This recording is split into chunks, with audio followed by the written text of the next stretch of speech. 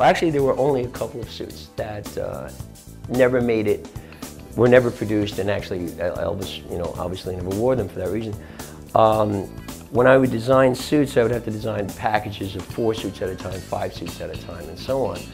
And what would happen is, I learned a trick a long time ago, that when you're designing for someone and you're giving them a number of things to choose from, you always give them one to say no.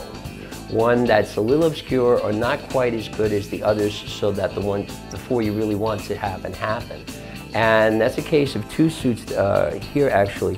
One was a spiderweb suit. I had done this suit actually the same evening I had done the Arabian and a couple of other suits, and I had to throw in one more idea.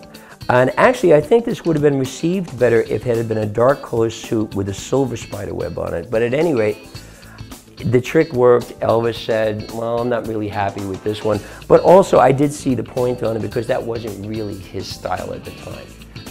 It was, I think, at that particular time, Kiss was becoming popular and so on, and it just wasn't his style.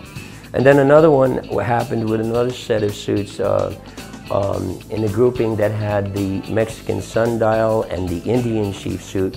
Again, I had to come up with one that I thought he might say no to, and I was just playing around with mythology, and this happens to be a Sagittarius centaur and that kind of thing.